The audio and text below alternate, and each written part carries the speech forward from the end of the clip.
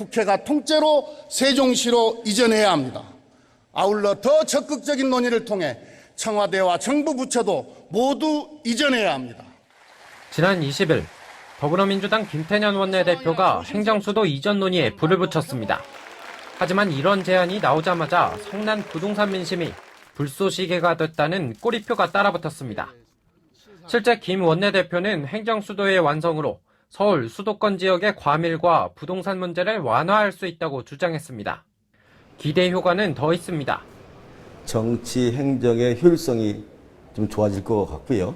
그다음에 지방분권이 실현될 것 같고 또 지방의 혁신 성장도 아마 큰 효과가 있을 거라고 봅니다. 김 원내대표가 시동을 걸자 대통령부터 대선 주자에 이르기까지 여권에서는 너도 나도 행정수도 이전에 힘을 싣고 있습니다. 야권은 들끓는 부동산 민심을 덮기 위한 정치적 꼼수에 불과하다며 날을 세우고 있습니다. 수도권에 있어서의 부동산 투기 대책이 전혀 성과를 거두지 못하고 국민들의 소위 원성이 높아지고 대통령의 지지율이 급락하니까 급기야 내놓은 제안이랍니다. 왜 하필 지금입니까? 부동산 정책 실패를 행정수도 이슈로 덮으려는 의도가 너무 뻔히 보입니다. 통합당의 경우 표면적으로는 행정수도 이전 논의에 제동을 걸었지만 논의 가능성이 전혀 없는 것은 아닙니다. 충청권 선거 공약에 그런 내용도 들어가 있고 세종에 국회가 상임위원회를 열 수 있는 정도는 최소한 갖추어야 한다고 봅니다. 2022년 차기 대선을 앞두고 충청권 민심을 의식하지 않을 수 없기 때문입니다. 위헌 문제가 해결되거나 국민투표 여부에 따라서는 충분히 논의할 가능성도 열어둔 겁니다. 이번 행정수도 완성에 포문을 연 민주당 김태년 원내대표는 무엇보다 국회 안에서 여야 합의의 중요성을 강조했습니다.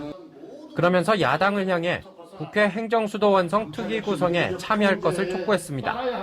하지만 통합당은 이슈 전환을 바라는 민주당의 의도에 넘어가지 말아야 한다며 일단 소속 의원들에 대한 입단속에 들어갔습니다.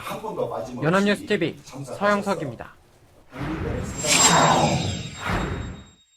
세종으로 행정수도 이전 참여정부에서 추진할 당시에 노무현 대통령님께서 역점적으로 추진을 하셨고 행정수도 이전 문제는 한국 현대사에서 꾸준히 제기돼 왔습니다. 1977년 박정희 정부 때부터 정부기관을 옮기겠다는 계획이 나왔고 노무현 정부는 당선 직후 기획단을 꾸려 행정수도 이전 사업을 본격적으로 추진했습니다. 여기에 힘입어 당시 여야는 합의 끝에 세종시를 행정수도로 만드는 특별법을 통과시켰습니다. 제적인원 194명 중 무려 167명이 찬성표를 던졌습니다.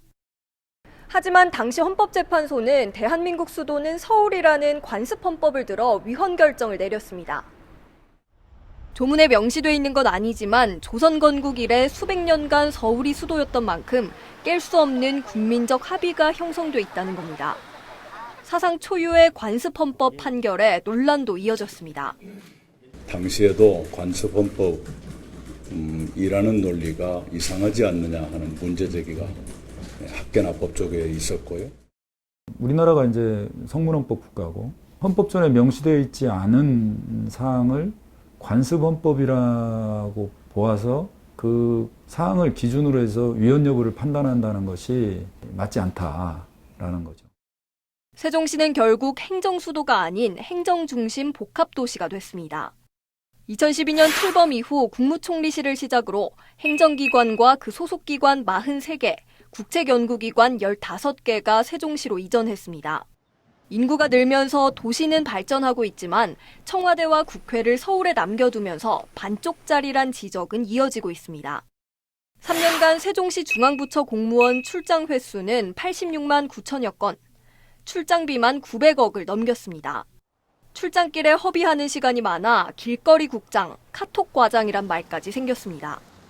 이렇다 보니 지난 대선 때도 각 당 후보들의 주요 공약으로 등장한 행정수도 완성.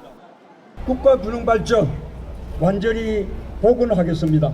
대한민국 행정수도 세종, 대한민국 균형 발전 충청, 누가 끝낼 수 있습니까? 여당이 다시 논의에 불을 지피고 있는 가운데 이번 기회에 완전한 행정도시가 실현될 수 있을지 주목됩니다. 연합뉴스TV 정다희입니다. 행정수도 이전을 다시 실현하려면 위헌이라는 논란을 넘어서야 합니다. 가장 분명한 방법은 헌법을 고치는 겁니다. 우선 국회 제적의원 3분의 2 이상이 찬성해야 하는데 개헌 저지선을 확보한 통합당이 반대하면 국회 문턱을 넘긴 어렵습니다. 법을 새로 만들거나 고치는 방법도 가능합니다. 행정수도 이전을 제안한 더불어민주당은 국회에서 여야 합의로 관련 법률을 제정 또는 개정하면 가능하다는 입장이지만 미래통합당의 반발 기류가 커 현재로선 여야 합의 가능성은 낮아 보입니다. 설령 전격적인 여야 합의로 관련 법률이 만들어졌다고 하더라도 헌법재판소 결정에 어긋난다는 이유로 다시 헌재 심판대로 가게 될 가능성이 높습니다. 이 경우 전망은 엇갈립니다. 헌재가 16년이 지났다고 해도 현저한 사정 변경이 없는 상황에서 관습헌법 법리를 바꾸지 않을 거란 의견이 있습니다. 여기에 과거 관습헌법의 근거로 삼았던 국민적 합의를 깨야 하는데 이를 위해선 국민투표가 필요하다는 주장도 나옵니다.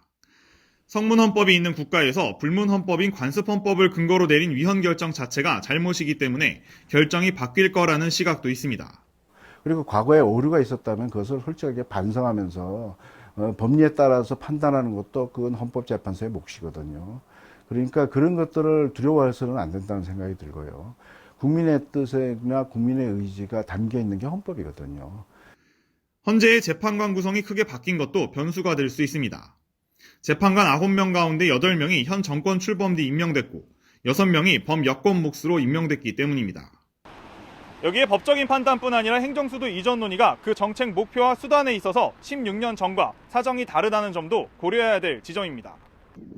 현재 18개 부처 중 12개가 내려가 있는 행정중심 복합도시인 세종시에 대한 정책적인 관점에서 평가가 우선해야 한다는 겁니다. 지난 10여 년 동안 그 행정수도 이전뿐만 아니라 공공기관 지방 이전을 통해서 굉장히 많은 사회적인 비용이 발생하고 있다는 걸 이미 경험적으로 알고 있기 때문에 플러스가 무엇이고 마이너스가 무엇인지에 대한 조금 더 진지한 고민과 평가를 한 이후에 공론화가 되어도 충분하지 않은가 생각이 되는데. 행정수도 이전이 정치적 셈법을 앞세운 진영 논리로 서두를 문제가 아니라는 점은 분명해 보입니다. 연합뉴스TV 김지수입니다.